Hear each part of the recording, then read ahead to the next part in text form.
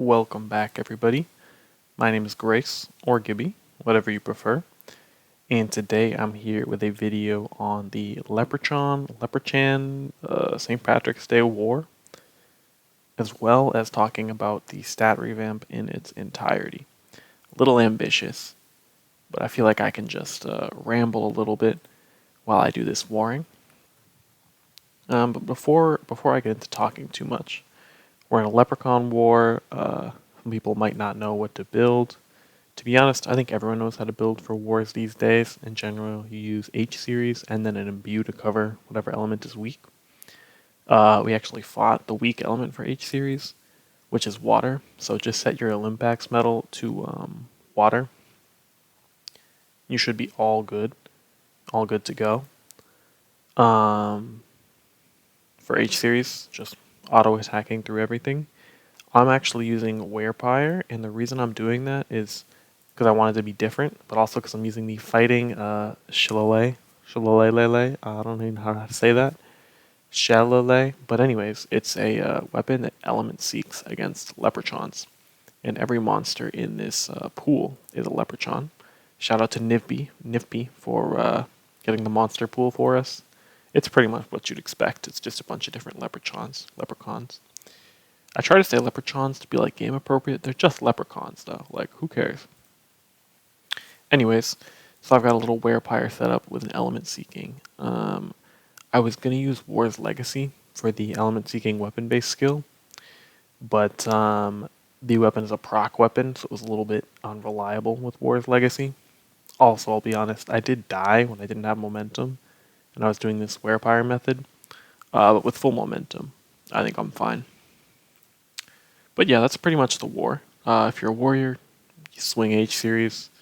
If you're not a warrior, use H series anyway. Just change your stats. If you don't want to change your stats, mages, you can use Necromancer is pretty good because almost everything is weak to dark. So you can just spam Haunting or Destruction Burst. It's not that hard. You'll figure something out. Wind nukes are good. Water nukes are good for the gold walkers.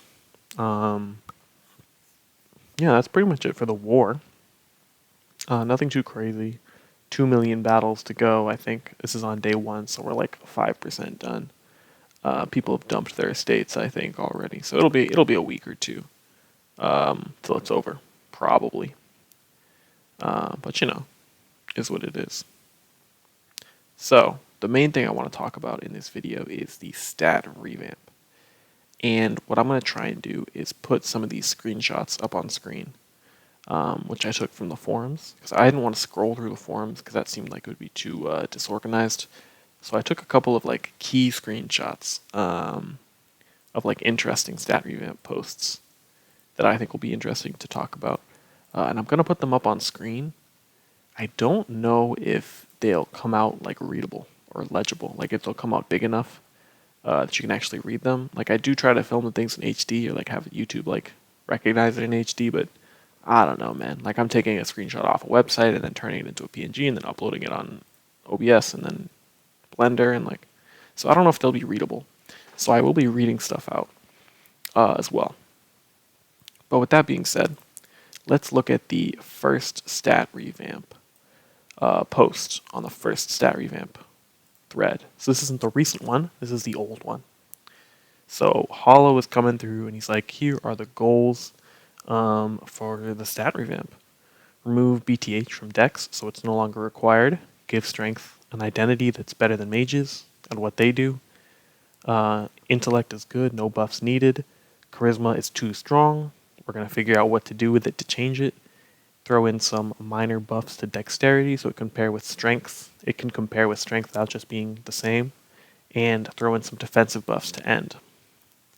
They're changing accuracy. This is, again, the old stat update, so it's all outdated, but I thought it would be good to go back and discuss it. They want to use just main stat for accuracy, no more dex. And they want to lower blocking on dexterity. Well, they wanted to allow its blocking on dexterity. And they also changed initiative. Their goal was to change initiative, which they did. Initially, they were going to use dex to be as equal to luck for initiative. And then they also give strength a little bit of damage boost, and they gave Dex some stats potence, some endurance for status resistance, and HP healing. They also redid the stat trainers, which was huge, by the way. Like, I think a less talked about thing, like stat training, is so big that it's revamped. But so those were some of the goals. They wanted to de-entangle Dex from everything. Funny because entangle is the Dex status. But they wanted to undo Dex being necessary for everything, and they wanted to buff up strength, change up dexterity, and keep intellect the same because it's very strong. I think all of that makes sense. They also wanted to touch on charisma, and that's what this next screenshot is going to be. But so those were the goals for the original stat revamp. Mainly getting rid of dexterity as a universal accuracy, and everything else was kind of secondary, in my opinion. Like, the end stuff is nice, but like that wasn't like the tricky part of the stat revamp. Doing dex was the tricky part. Figuring out what to do with the blocking, which they eventually did figure out. But that was definitely the part that like took a while, rather than, oh, endurance should be 5 status resistance, not 10, or like whatever. Shout out to my boy PD, by the way. I hope you're doing well. Hope you still watch the videos. I don't know if you do, but either way, hope you're doing well. So PD says a lot of stuff that's sort of irrelevant now because we have like hindsight to look back on. But battles for training being removed, yes, it's huge. One thing PD does acknowledge is that estate trainers, which a lot of people had, are now useless. Should that be changed? Yes. And like technically they have a use on training single stats, and I use them for that. But like they don't feel like a 1500 token item or a 3k token item, however much they are. I can't remember. Yeah. PD also talks about like stat training at low levels. I don't actually agree because I think at a low level you can get way above your V stat, which is like your expected stat level, super easily with just value. Like, you can't max it to 250 when you're level 50, but like I don't think that's required. I don't agree with that. But you know, is what it is. Serpone slot. We still haven't gotten anything about Serpone slot or the other stat trainers. This is actually point 4 of PD's thing. A lot of monsters have main stat and dex. What are they going to get out of that dexterity? That's a damn good question, and it hasn't been answered this year. So most monsters that don't attack with ranged just have a useless dexterity stat that's not doing anything because it doesn't give blocking anymore. So what does it do, you might ask? Basically nothing, which is interesting. Endurance changes, whatever. Rangers, good. And then PD also thinks that charisma is overperforming. In the beginning, there was a big argument whether no, charisma's not OP. Like, yes, charisma is OP. It was OP. It was proved OP in like 3 different ways. Yeah, so charisma was OP. Did they nerf charisma? I don't think they even did, honestly. We'll see. Well, I guess we'll talk about that when we get to the second revamp thread. Also, for anyone watching, you gotta have to buckle up because it's gonna be like a 45-minute video, minimum. So I'll just keep moving on then. So the next screenshot is from the homie Dizzle. Dizzle, I hope you're doing well, bro. Miss you. I wouldn't say charisma is overperforming. I just think it has severely broken items and interactions with different items to make your character insanely OP. Also goes on to talk about guests. But I honestly, like, charisma is overperforming. But I think if we focus on the busted items, like, for example, Hypercrit, and they did nerf Hypercrit. I think this was before the Fire Dragon Lord spell, whatever, that gave Hypercrit. I think this was before they changed Hypercrit to only affect the player. I think. I can't remember. But, so, like, they did touch on some of those crazy interactions. We still have Optico, but it's nowhere near as busted as guaranteed Pet Hypercrit. But, yeah. So I think I got to make a video on Hypercrit, but Hypercrit's always going to be busted unless they make it cost way more or have a cap. But that's a whole other discussion. But I agree, honestly, that rather than tackling the stats, sometimes it can be good to tackle specific items. Like, mages would be a lot less theoretically broken if they didn't have Ellie shield, not Ellie shields, sorry, mana shields and chi shields that are extremely busted. And like you might say, most people don't use mana shields and chi shields. True, but when mages use them, they become like untouchable. So it's like touching up Gandalfin would, for example, be a heavy nerf to mages and make them more compete more evenly with other builds, rather than just changing the int stat necessarily. And like that's a huge oversimplification. But what I'm saying is, potentially the focus doesn't have to be on a specific stat equipment thing, but it can be on an item or 2 or 10 that are really doing over OP stuff. Okay, so moving on. This I just thought was hilarious. So people are homies just chatting it up about the stat revamp. Like I'll have to see whether these changes improve my performance, although I think might be hard to adjust. And then he's like, yeah, like I almost die a lot in the random battles. Like I struggle with the game. And then random Bozo 37 Arcanum. Like I'm making fun of these people, but I'm cool. I just think it's funny. You can barely survive some fights, even if they're random battles. Really?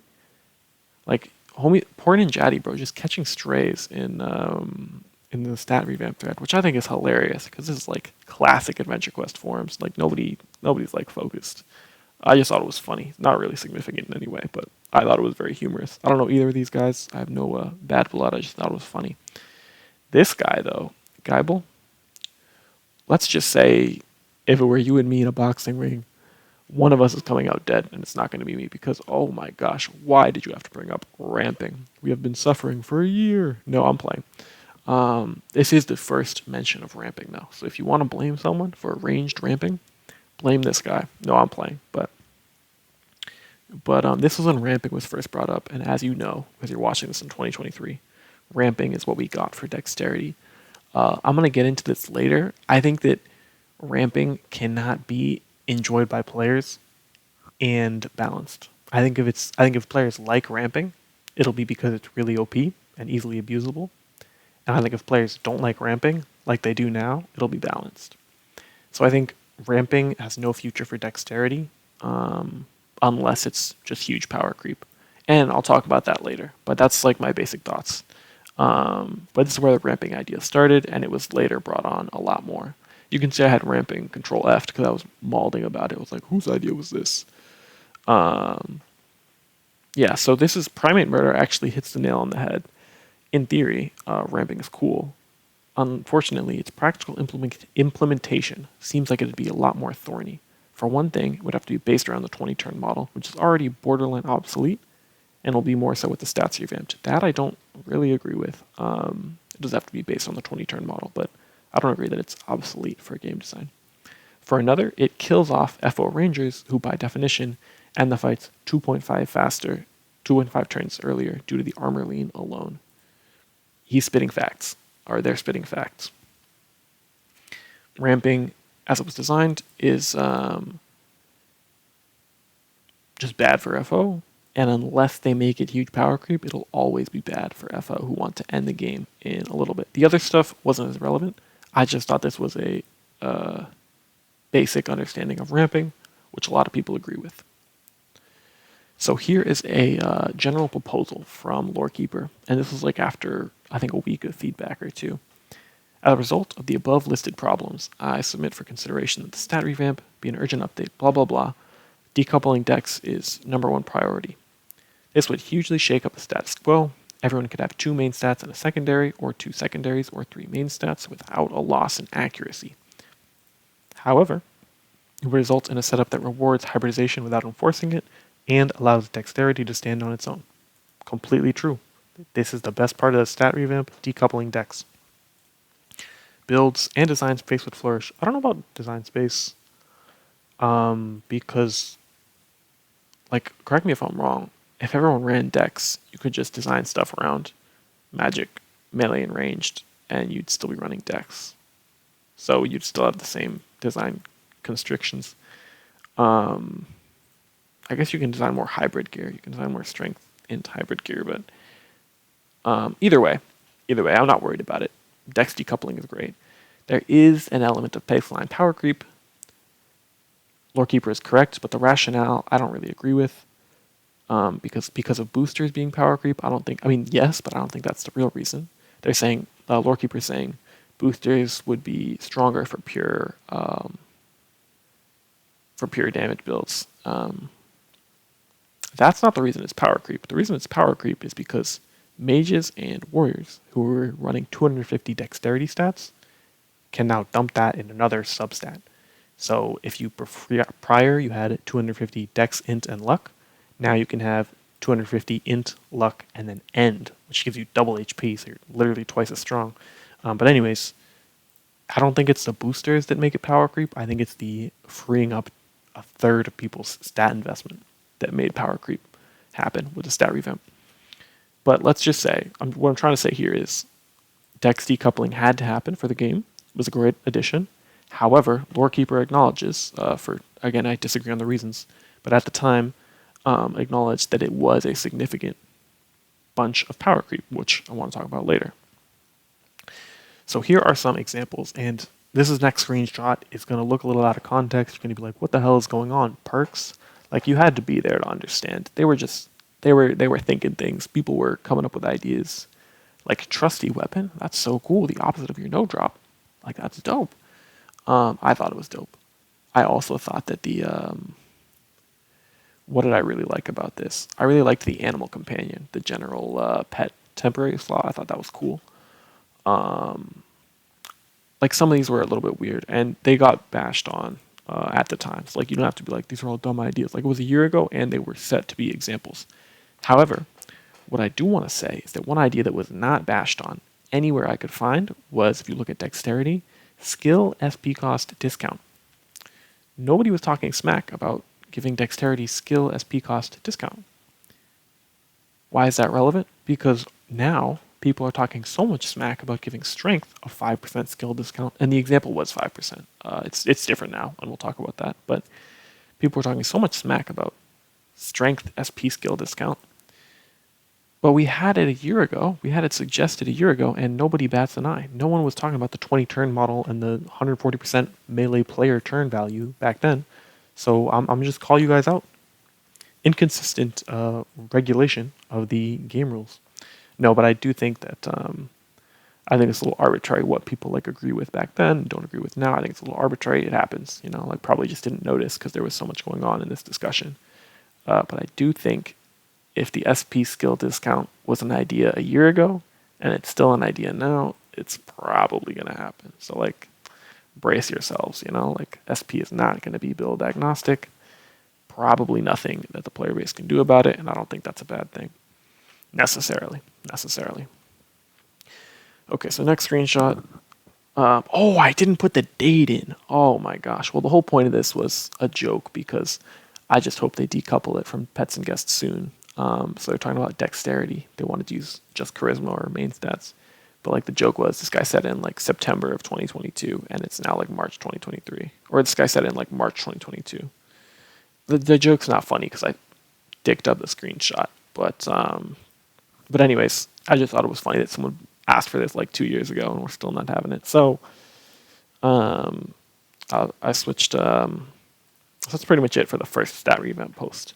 There was a lot of discussion, but a lot of it is like kind of meaningless now because we know what happened and we know all the ideas that were thrown away. So, with that being said, what did we learn from the first stat revamp? 1, the staff are open to feedback, but not like unequivocally. Like, they will take feedback, but they'll also make their own decisions. 2, they did a great job decoupling decks, and they did a great job changing up stat training. It's fantastic changes for the game, and honestly just huge overall for the player base. 3, there was a huge amount of power creep because most players got to invest 250 extra stats in their build, which is just, you can double your HP, it can give you full access to initiative and lucky strikes, and status resistance and potency with your luck, or it could give you full access to pets and guests, all of which are nutty. And like, that's just a huge investment that the player was given because he got extra stats to invest because of the Dex decoupling. So, coming into Stat Revamp 2, let's talk about what we think is going to happen. Pets and guests need to be decoupled from Dex so that everyone can use them equally. Strength currently has a weird 5% damage. Endurance feels pretty good. Luck feels pretty good. Charisma, people have mixed feelings about, so I'll wait to talk about that. Intellect is OP. Dexterity, very few people like ramping. I actually do like ramping, which kind of sucks because it's getting taken away, but whatever. It is what it is. I'll take one for the team. Strength needs buffs or changes. That's what people think. That's like the general mood. And I guess we'll see on this staff post what their goals are. So next one is a staff post by Hollow. We have a lot of great updates planned for the month. Ant is returning to the stat overhaul project, and Kim is handling the March releases. Also, there's a little secret message in the bolded letters that Kamui is having a wedding. So congratulations. I don't know you too well, but I hope you're doing great and you're excited. Hold on, I'm going to pause for a moment. Okay, we're back. So, Cam's having a wedding. Huge congratulations. I hope you're doing wonderfully. But let's talk about the game, which is what I'm mainly here to do. I'm not a wedding commentator. So, we would love to hear from players about updates or changes you want to see to the ongoing stat project or updates that have already been made. So, here are their goals. Equipment. New characters will have a BTH boosting misc included in their starting gear. That's huge, let me just say. I do a lot of new player content, and I do a bit of new player content, and I always am recommending people to just pick up a Goggernaut helm and just main it for the whole first 40 levels. So having a Goggernaut helm-esque misc, like at least 8 or 10 BTH built into your player, that's huge. I think that's fantastic. Great idea, whoever came up with that. Shout out to the homie Lorekeeper if that was you. If it was somebody else, then apologies for taking your credit. And then from Lorekeeper's goals, because Lorekeeper actually wrote this post, I believe, if I'm not mistaken. But the primary goal is setting a final foundation for distinct build identities. General goal is expanding the bonuses added to individual stats so as to reward the playstyles of their individual identities, as well as making all main stats appealing to hybridize into. Let's unpack that. Expanding the bonuses added to individual stats to as to reward the playstyles of their individual identities. What does that mean? Like strength has 5% damage because it's consistent damage. Sort of makes sense. What would they give Dex and Int? Who's to say? Who's to say? I think the initial idea was mana restoration for Int because spellcasting is good and skill casting is bad from a game design perspective for mages. But I can't be sure. I can't remember. I mean, we'll get down to that. But so I think that's interesting. I think the main thing, making all main stats appealing to hybridize into, I think that's already appealing to the player. Now, I'm currently using Strength and Intellect as a hybrid. And I'm just doing that for warring, but there is lots of appeal to doing this. You get Werepire, which is great. And there's going to be some counter arguments, and I'm going to go through them. But you get Werepire, you get access to spells and consistent damage weapons, and you get access to stuff like H-Series, or Master Fighter, or other melee-locked equipment, or stuff like the readily available Blood Blades, or you get full damage weapons. I think there's lots of pros for hybridizing Strength and Int. Same with Dex and Int, because again, you can use Werepire, you can use spellcasting and then ramping, you can use spells to inflict statuses and dexterity for potency, with your damn Pride Lords and your what's that stupid ass pet called? Spotter Drake, thank you. Or other stuff like using Neko and Intellect, fully defensive spellcasting, getting a lot of synergy off Neko, getting full use out of your status pets for accuracy with Dex and Charisma. There's reasons to go Dex Int. The only hybridization that there isn't reasons to go is Strength Dex. So that's the only main stat combo that isn't appealing to hybridize into, in my opinion. So I think that's a bit of a odd goal because most of the stats are appealing to hybridize into. Let's see what Strength Ranger hybrids say after this revamp. Maybe I'll be proven wrong, and if so, be very happy about it. Be happy to be wrong about that. Strength. Solidifying the stat's identity by building on its placeholder player bonus of weapon-based damage, and improving SP recovery on its turns spent dealing melee damage. SP recovery, it's an idea.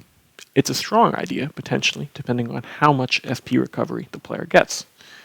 You'll notice it's giving SP recovery on the turns where player does melee damage. So you can't be a mage, cast a spell, and then also have 250 strength and get SP back, in theory. How exactly they'd make that work, it's up to them. They've got lots of game design choices. But that type of thing has been accounted for. A lot of people are upset about this because the SP is like a baseline of the player turn formula, and SP should be build agnostic in many people's view. I don't think a small boost to SP changes the fact for strength. It changes the fact that SP is build agnostic or build universal. And I don't think that it messes with the turn formula any more than pure damage does, because it doesn't. If you plug in 105% damage into the turn formula versus 5% extra SP regen, for example, you get the same output, which is slightly off from the basic turn. But the turn formula is already wrong because it's off by 5% anyways, because you gain more SP than the turn formula accounts for by 5%.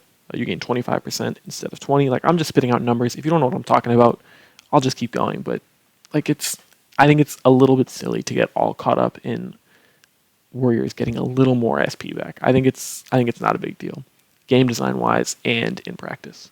I think it's not a big deal because the 20 turn formula, already has exceptions and mistakes. Whatever they do with strength, they got to make it good because currently dexterity just feels better except for the first 3 turns. That's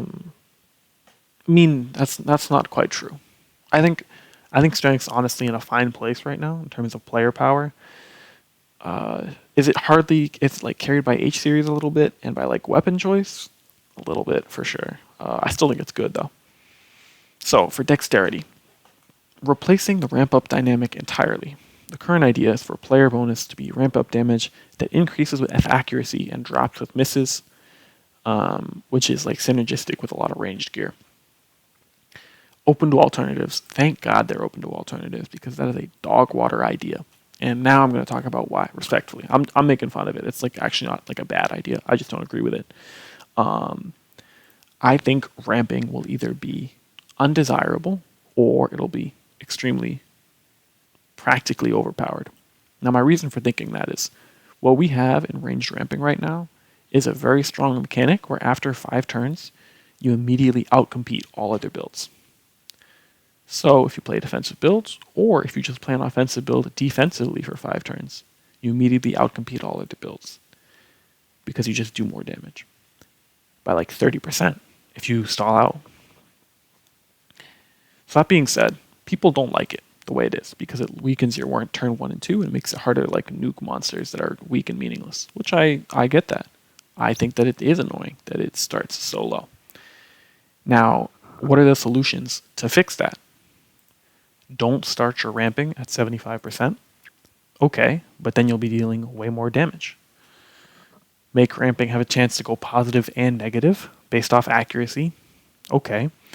Players can basically get auto hit whenever they want because we have stat boosting spells, miscs, and shields, as well as a bunch of other stuff to boost accuracy. When I'm on my mage account, which is the stuff I buy good gear on, I never miss. I literally never miss unless I want to. And I'm setting it up to have a chance to miss with double berserk.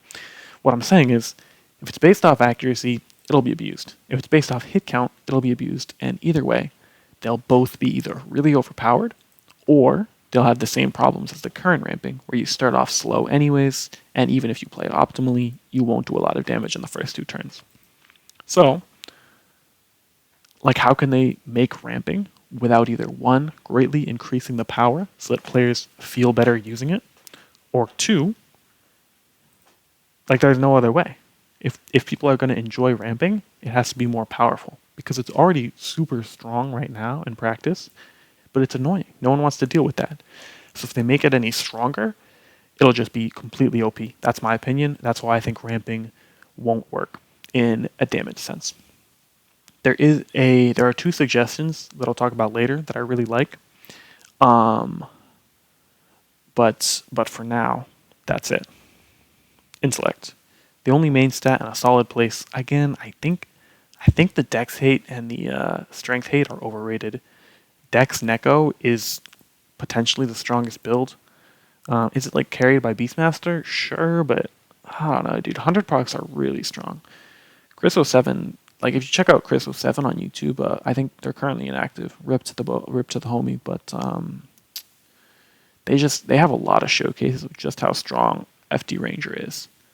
So like, I don't think that it's the only main stat in a solid place for gameplay perspective.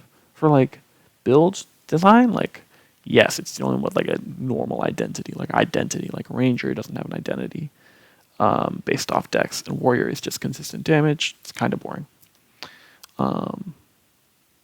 They don't need Int does not need a buff. Like let's be real, Intellect does not need a buff. It's the stupidest stat in the game. It's so OP. I use it all the time. I have a great time. Please don't buff Int. There's power creep everywhere. Please don't buff Int.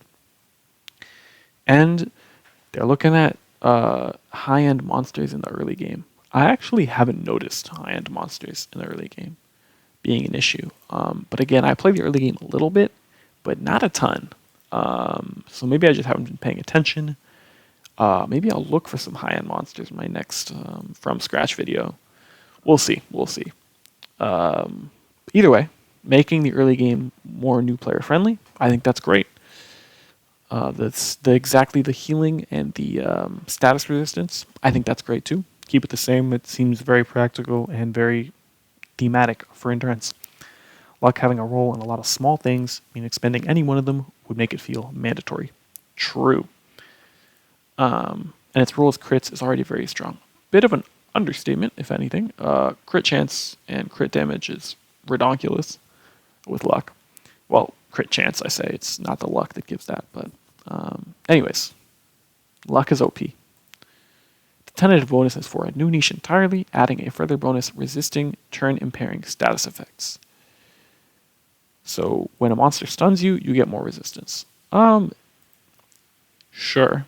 Counter argument, why buff luck when it's already probably the strongest stat that's not like intellect? Like, hypercrit is just ridiculous. And that's my issue with luck. Like, if they nerf crits because of hypercrit, the average player who doesn't have a bunch of ultra rares to spend on hypercrit items will hate having luck for crit chance or for crit damage. If they nerf hypercrit, I mean, maybe. I don't know. I don't know what they should do with luck, but I don't think they should buff it. I think it's plenty strong as it is now.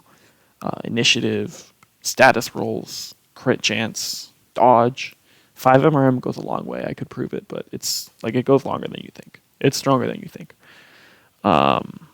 Anyways, moving on. Charisma. This stat had a long-standing contradiction because of charisma weapons and Dex plus Charisma accuracy for pets and guests. The guest upkeep is currently handled by individual items, but they're being put onto a overall system that can be modernizing their upkeep and making them standardized. And the goal for charisma, I couldn't actually like read this and understand it the first time, but the goal is to make it so guests will cost the same if you have 250 charisma, and they'll cost more if you have 0 charisma. I don't think that's an issue that they're increasing guest cost at low charisma, because personally, I find that when I'm at 0 charisma, it's pretty inefficient to use guests anyways, except boosters. And boosters, usually if you're using boosters, you're just nuking stuff, so your costs don't really matter. So I think that's just a good change because it balances guests and it makes it so they won't nerf them in the future. So I'm very supportive of that. Let's get into some reactions of this initial statement by the devs. Again, shout out to the homie Dizzle. Hope you're doing great. I really like the idea of a plus BTH item. Again, I just think this is going to be huge for new players because a huge complaint is that I'm missing all the time. Part of that is stat investment. I don't actually think monsters are very dodgy, even at low levels, but for a variety of reasons, new players miss a lot. So I think having this misc, great idea. If we have to stick to the ramp up idea for Rangers, great wording, Dizzle. We definitely should argue against it, in my opinion. I'm against ramping, even though I like it currently. But I think it's better for the game if we get rid of it. Get a feel for it, see how it's going. And at the time, the Charisma update had not been appended to the end of the post, so that's why Dizzle was referring to that. Let's move on to another screenshot. Novyx, nice to see you. Hope you're doing well. Cautiously optimistic about this new form of ramping. Punishing him might be for newer players versus those more experienced. That I agree with. If an old player knows that they can use Moonwalker's Grace and a plus 50 Dex, plus 10 BTH Misc, or like 40 Dex, I think Urt of Osiris would work. Maybe not. Can't remember. But either way, an old experienced player would be able to manipulate their accuracy, get a big benefit. New players might not be able to do that and just hold L's from the accuracy-based ramping. Given that assumed accuracy is 85%, meaning miss chance is 15%, the penalty for missing could be 5.66 times stronger than the bonus for hitting. Who knows how they'd implement it, but I think that's a very valid concern by Novyx. I think that if the missing penalty is nearly 6 times the hitting bonus, you're going to end up with some dogged new players, respectfully, and dogged experienced players, honestly, against like a small ninja leprechaun. Like, those guys have crazy MRM. But anyways, that's one big concern. He talks about auto hit. I think is relevant, but not to my current discussion on this video. Talks about a change to Moonwalker's Grace. What you could do with that 5 blocking that's currently on Dexterity, what you could change it to. And then talking about initiative and some issues. I agree that it's weird to get outsped by like level 110 monsters, because it definitely happens. I mean, yeah, ideally it wouldn't happen. Like, I wish level couldn't play a component, but then you wouldn't be able to outspeed Saphira or Nightbane. So like, cap the level at 150 potentially. I mean, it's not a big deal either way, but they could. I feel like initiative could use some player buffs. But then again, if I want to win initiative, maybe I should just be running luck. Like, maybe that's my issue. It's a skill issue. Things to think about. Yeah, so talks about strength changes as well. Just a good post. I recommend reading through. I should have mentioned this at the beginning. Actually, I'll edit a clip in. But, links are down in the description to these 2 discussions. Definitely worth reading through, skimming through if you're interested. This is an idea for strength by Rhy Guy. Shout out to you as well. Hope you're doing well.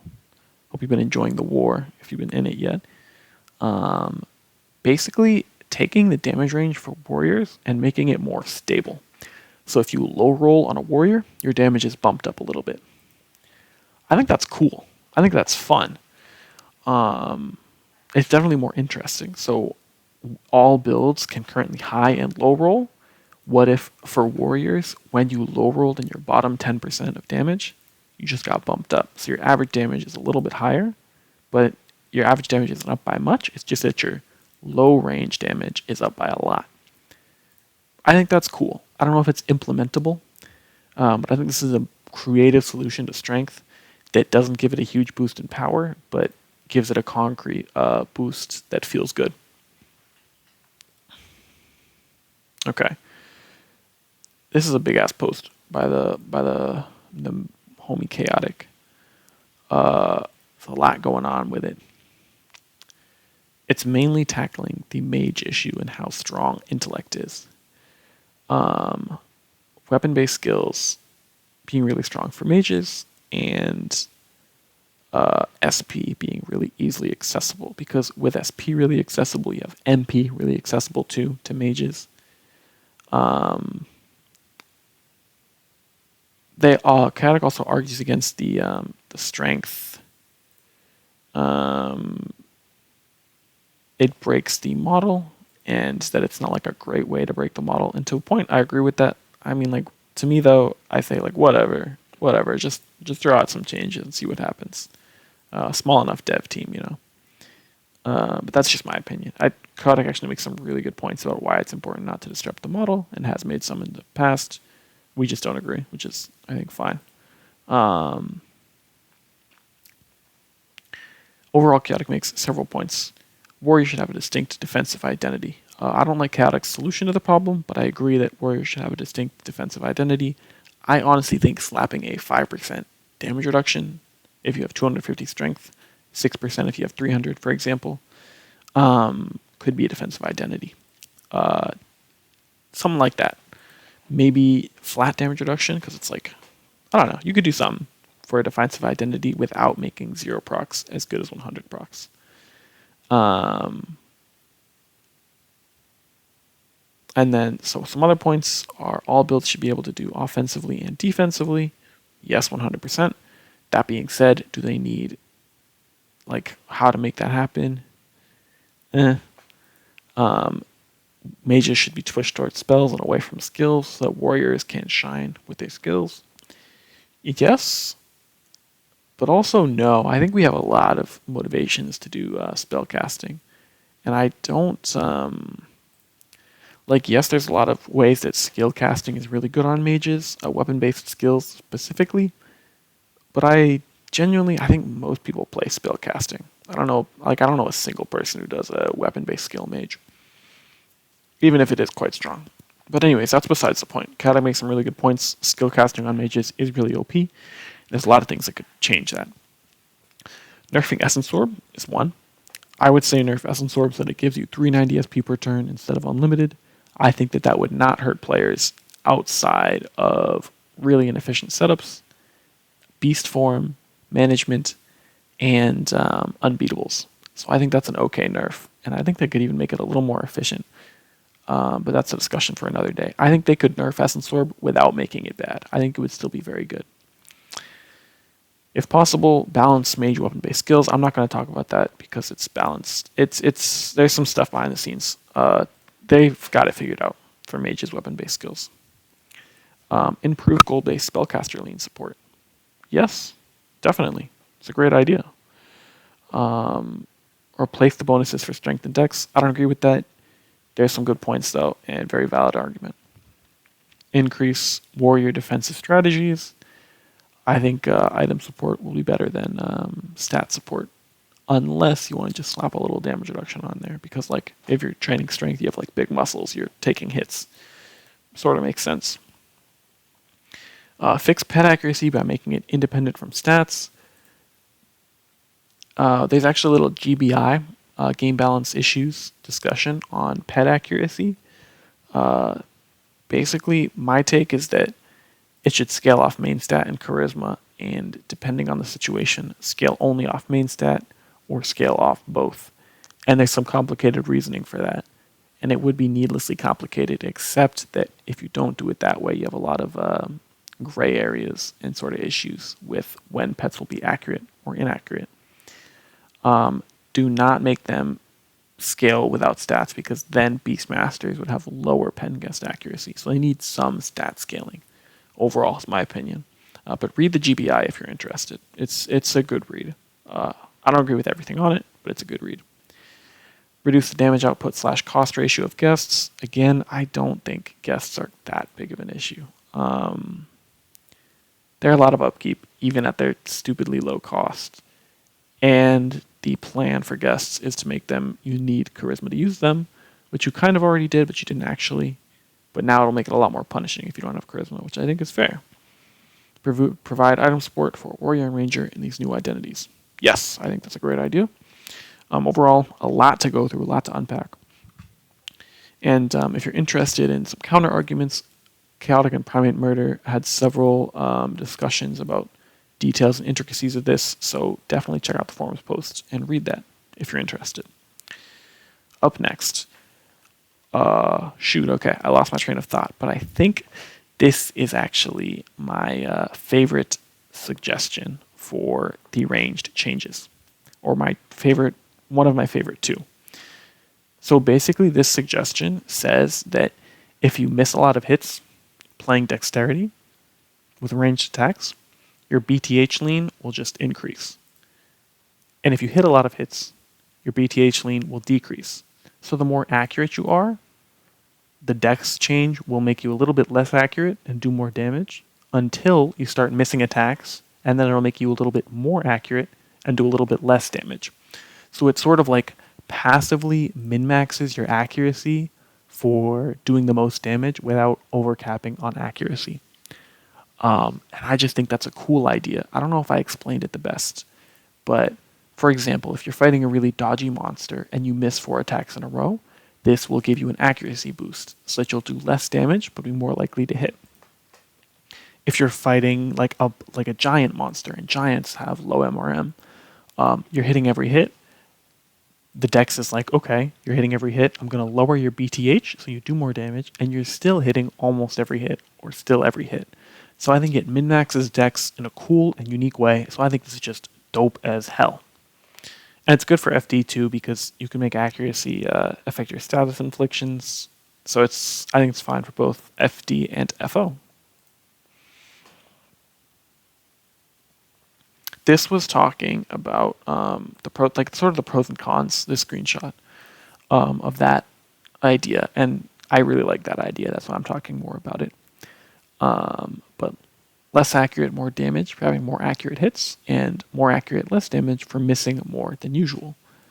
That's pretty much the big change, and I think it's great. I think you could cap the BTH from like plus 10, minus 10. I think you could cap it at plus 15, minus 15. I think you could game design it however you want. I just think that live adjusting BTH leans would be so dope for players because it would make you more accurate when you need it. You wouldn't be missing forever, and you'd be doing more damage if you're overcapped on accuracy. So this is Korriban. I can't remember. Hold on, I'm going to pause and remember what I was thinking. Okay, so Korriban is talking about a potential Essence Orb nerf, and basically saying that Essence Orb is the only free-to-play baller SP restoration item. And so nerfing it might have huge issues for the average player. And I honestly, I don't fully agree. I think there's a lot of good ways to restore SP and manage your output of resources. For example, Mystic Retro Golden Eggs, a couple of pets in the Frostville series. There's like a Haunted Dragon Lord weapon for almost every element at this point, or a clone for almost every element. Some of them are rare and some of them are seasonal, but so I think there's some good options. But I do think to a point, Korriban's right. Essence Orb is the go-to SP option, and if they cap it at like 300 SP per turn, like you're not cooking with 300 SP. You're losing money with 300 SP per turn. You can't use skills every turn. And should you be able to use a skill every turn if you go in with 0 SP? Maybe not. Maybe that's how the game will be. But I do think there's merit in leaving busted items so that players can use them and use them as a crutch until they like get better at the game. It's like a new player can use Essence Orb, cheese stuff a little bit, have infinite SP when they need, run endurance to have infinite SP, and then like slowly like get better at the game and get more practiced. You could argue both ways, and people did argue both ways. In fact, that because one person argued that because Essence Orb is like so universal, it'll really open up the game to like more unique strategies when it's nerfed. And I do think that's true. But again, I just think they should only nerf it a little bit, cap it at like 390 SP or even 490, or like 425. But I think above a skill cost, like just a little bit, is probably a sweet spot. That's my thoughts on Essence Orb. Not really the point of the stat revamp discussion, but I just thought I'd mention it. So Primate Murder, this was about an early idea of Chaotix to make 0 proc weapons do 1.0 damage in fully defensive armors for warriors, to make FD warrior more balanced. And I think Sapphire says it pretty simply. If a warrior does 1 damage in FD, why shouldn't a ranger with a 0 proc weapon? Completely true. I completely agree. I don't think we should make 0 procs be special for warriors. I just think it's a bad idea, and it's a big power jump. basically for no reason, just because they're bad, because there's no significant FD Warrior 100 proc support, which there isn't. So I'm not sure what to make of that. But I agree with Sapphire. It doesn't make sense to make 0 procs do 100 proc damage for warriors only. I think 5% damage reduction, an SP shield, a barrier, lots of ideas went on in there for defensive warrior effects that could be very good. Alright, I just had my third water break of the video, so let's keep on going. Okay, so Lord Keeper came on back swinging and acknowledging a lot of this feedback and talking about next steps. I'll be drawing attention to the complete proposals for dexterity. Thanks for the feedback. Need to discuss with the Anth before I can go into full detail. However, there's a misconception that could benefit from correcting. There seems to be a misconception in the player base that I could correct. The proposed player bonuses to each stat are blatantly power creep, and we'll come back to this later. And I'm keenly aware of this power creep. However, they are meant to be an expansion of the balance framework, rather than any breaking thereof. Interesting. They aren't something I proposed lightly, and certainly not without a very specific reason. The point of this idea is to add some design room by adding a budget of power to each stat that can be leveraged for further distinction, making planar stats like End more appealing. End was already OP, but who's counting? I'm not here to throw shade. I just, have different beliefs on what was strong and what was not. But anyways, and mitigate issues like guest upkeep.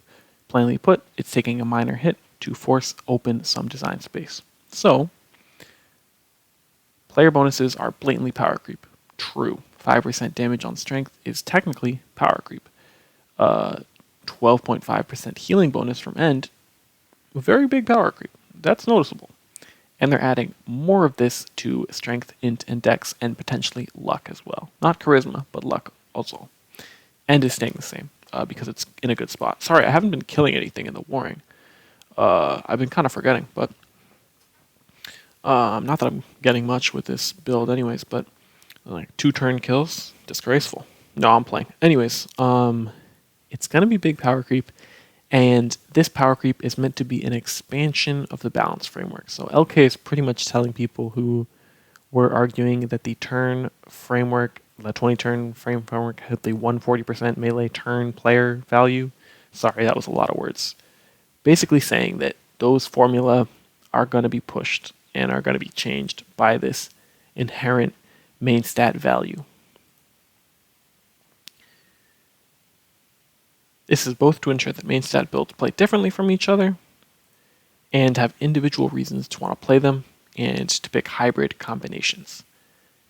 And, importantly, the final value of this player-only bonus is not necessarily going to be 5%. 5% was just the placeholder value for strength in the initial steps of the project, which was, if you remember, way back when in the stat revamp #1 page. The percent melee value budget isn't finalized at all, which is why I'm not giving more specific information.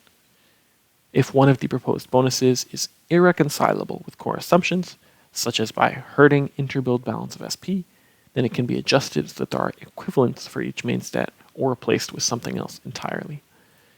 Again, LK has been pushing SP restoration for Dex last year and for strength this year, and pushing is a strong word, but I don't think it's a huge issue, and I think that this paragraph is basically making sure that we know as players that the framework is going to be changed if needed.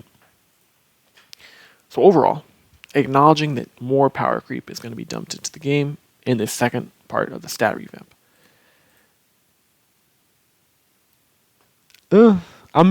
Okay, all right. I think all the builds are really strong right now, but like if I can beat Bun Banneret with Yulgar only gear, and I can beat the Avian Trio with Yulgar only gear, like main stats are strong, bro. Like I don't know. Anyways, that's besides the point. This is going to represent significant power creep to the game and to boost the player's power. Moving on, I again, like I don't know how I feel about that power creep, but let's just move on to the next screenshot.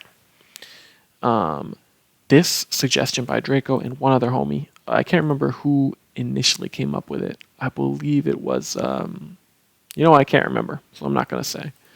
But it was somebody else. They both came up with it, I think. Or one of them did, and the other built on it. But either way, if you hit a monster with a ranged attack and your accuracy is higher than your defense, you get bonus damage. Higher than their defense. So when a player deals ranged attack damage with a chance to hit above 100%.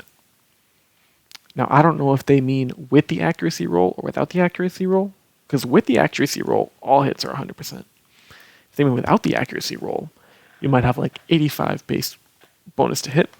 And so if you use a misc to get up to 95, and then a spell like a quick cast SP boost to get to 120 BTH or something, for example, if that monster has 90 MRM, you're going to get bonus from that 30 that you have above base, or also from what you get on top of the roll. That I wasn't clear on. I think it's just what you have for base bonus to hit. So if your base accuracy, including your stats, items, weapons, and whatnot, is above monster MRM, you get bonus damage. I don't think it's a good idea. It's hard to explain it, but basically, like, accuracy is meant to make you hit more. And bonus to hit leans take that into account. So you hit more, but you do 1% less damage. That's how BTH leans work. And that's also how negative BTH leans work. Like, why would I have a weapon that is 10% less likely to hit, but does 10% more damage, if I can instead have a weapon that is 10% more likely to hit, and also gets a damage boost because it hits really often from ranged? So I think this would kill inaccurate weapons, depending on the implementation. So that's why I think it's a bad idea. And that's pretty much it. I just summarized the stat revamp, and when I say summarize, I mean talked about it for 56 minutes. So, sorry guys if you were expecting a half-hour video, but you can see the timer before you click on it, so that's your problem. Hopefully you're able to put it at like 1.5 speed, listen to me a little faster. But, to each their own. Some casual warring content, some screenshots, and I do hope the screenshots came out, because it would be tough if you guys couldn't read them. But we'll see in the editing process. Not much I can do to get HD screenshots off of Google Chrome, so it is what it is.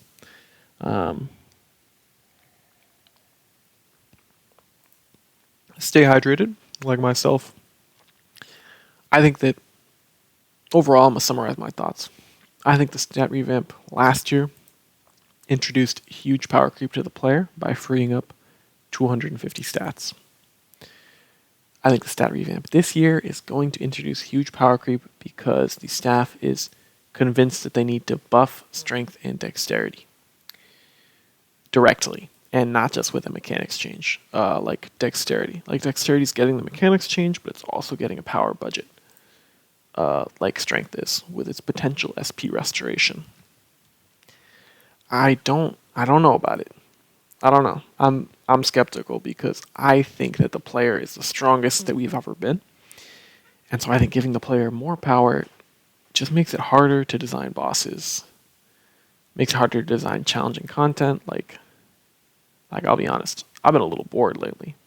And I've been a little bored even though I've been challenging myself to do like gear restrictions and wacky warring builds, like with random element seeking weapons. Like, I've still been bored. And like, of course, I'm an experienced player, but I think that increasing player power this much, I'm skeptical that it'll be good for the game. Like, I'm all for some dope items, but this isn't even dope items. This is just your character is 5% stronger, or 10% stronger, or 15% stronger. I mean, we'll see. But just because you invested in stats, you're now 15% stronger than you were a week ago before the stat revamp. Or before part 2 of the stat revamp. So, like, I'm just skeptical that it's going to be good for the game, and I'm skeptical that the changes are needed, because Warrior already has very simple benefits. It's a lot more chill than Mage. You can just spam attack, spam skills. Weapon-based skills are a lot easier to use in Warrior. even if they're efficient in Mage with boosters and whatnot, they cost a lot more SP. It's a lot less relaxed. Same with Rangers. They get those low SP costs compared to Mages. And Rangers ramping, it does feel bad for FO, but it's really good for FD in my opinion. And it's really good for those difficult fights that are kind of a slog because you end up with a 30% damage increase over the other builds. And like, that's just huge. It's just nuts. And so like, and FD Beastmaster has been the strongest build for years. And like, obviously like Lucky Beast Mage, we've got some really OP items that make Lucky Beast Mage crazy strong. And Lucky Beast Mage is going to be stronger than FD Ranger, Beast Ranger. Once the Pet and Guest Dex decoupling hits, like, yes, Lucky Beast Mage will be stronger than FDBR. But like, does that mean Dex is in a bad place? No, dude. It feels great to run Dex, in my opinion. Feels great to run Strength too, because it's chill. You just smack people in H series and in the Nightmare plate. And I mean, like, I don't know. I think it depends on what you want. Like, it's not like Warrior is going to beat Mage pound for pound in terms of raw power. But like, it's a good build. You can do a lot with a Warrior, and it's different. Like, nobody plays Warrior the same way they play Mage that I know of. And it's different. And same with Ranger. The 100 proc variety you get on Ranger is just so unique. Really different way to play the game, in my opinion. So, like, I don't know if these stats need these buffs. Because, yeah, Int is OP, but Strength and Dex are crazy strong. It's just that Int is, like, even stronger. So that's my thoughts. Should they nerf stuff to make the game harder? I don't know. Is the game going to be too easy if they buff the stats? I don't know. But I hope that this is informative to people who aren't willing to read through all the stat revamp discussions themselves, which I totally understand after I spent like an hour doing it. Like, geez, man. That was a lot of reading. I thought I was done with that. But back to reading, I guess. Have another drink of water. Treat yourself well. But yeah, those are my thoughts on the stat revamp. As for the Leprechaun War, I do recommend Werepire and the Element Seeking Weapon. Yes, it's not one turn like H series, but you don't have to imbue for these pesky Gold Walkers and the one other Leprechaun Power Armor that has 50 energy res. So, I mean, who's the real winner? The H series players who one-shot everything anyways, or me who feels special? No, I'm playing, but Werepire, it's an okay way to war. Obsidian Cloak, great way to war. H series, great way to war. It'll all work out pretty well. Yeah, that's pretty much it for today. That's all I have covered. I hope that was a good, pretty fair discussion of the stat revamp. A lot of people have differing opinions. I tried not to be too biased when I was discussing it, but you could probably tell, like, I'm pro buffing Strength SP. I'm like whatever, the 20 turn formula can suck it. Like, you know, like I think the staff is going to make some big changes to the game, and I think it's going to be okay. I do think the power creep is going to go a little nuts, but you know, it'll happen. It is what it is. So that's pretty much it. I'm recording this a bit late at night, so I'm going to call it peace. I'm going to say goodnight to y'all. Have a great day. Spread some peace and love. Treat yourself with care and respect, and take care of those around you. Have a great day, and I'll see you all in the next one. Bye-bye.